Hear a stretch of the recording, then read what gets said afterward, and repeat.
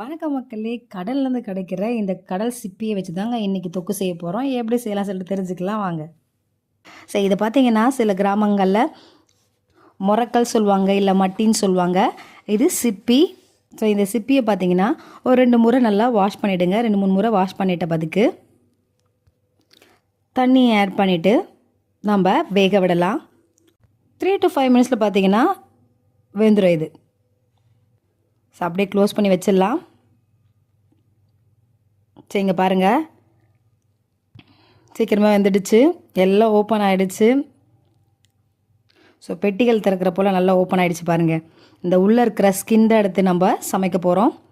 சரி, நம்ம ஒன்றுனா எடுக்க ஆரம்பிக்கலாம்.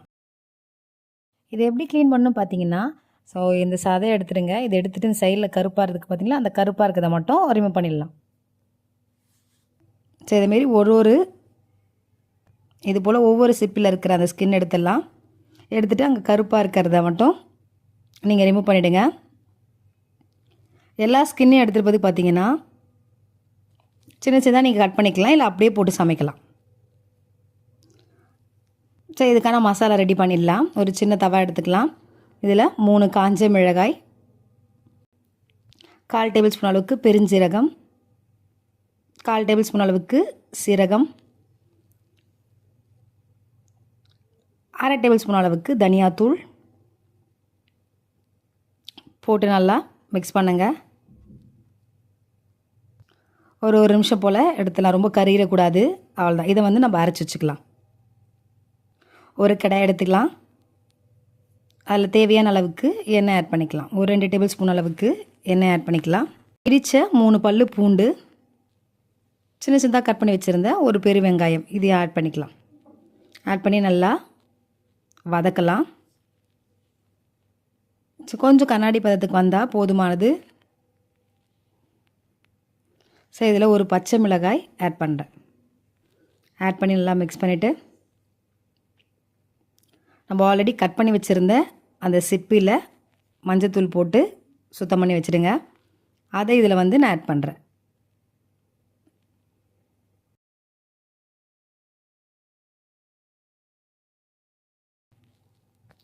கால் டேபிள் ஸ்பூன் அளவுக்கு உப்பு,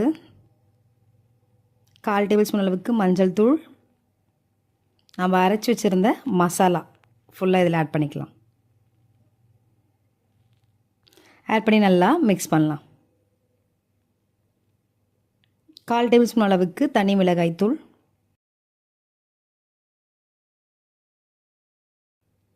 1/2 டேபிள் ஸ்பூன் அளவுக்கு மிளகுத்தூள். ஸோ இதையும் சேர்த்து நல்லா மிக்ஸ் பண்ணுங்கள். ஒரு நிமிஷம் போல் மிக்ஸ் பண்ணாலே போதுமானது. ஒரு நிமிஷம் போல் நல்லா வதக்கலாம்.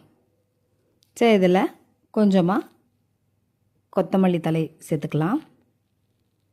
சரி, இதை நல்லா மிக்ஸ் பண்ணுங்கள். சாவல் தான் அந்த ஒரே நிமிஷத்தில் ரெடி ஆகிடும். சாவல் தான் ரெடி ஆகிடுச்சு. கடல் சிப்பியோட தொக்கு தான். ஸோ இது ரசத்துக்கு சாப்பாடுக்கு இல்லைனா பார்த்தீங்கன்னா சப்பாத்தியோட வச்சு நீங்கள் சாப்பிட்லாம். அவ்வளோ டேஸ்ட்டாக இருக்கும். சரி, நீங்களும் செஞ்சு பாருங்கள். பிடிச்சிருந்தா லைக் பண்ணுங்கள், ஷேர் பண்ணுங்கள். தேங்க்யூ.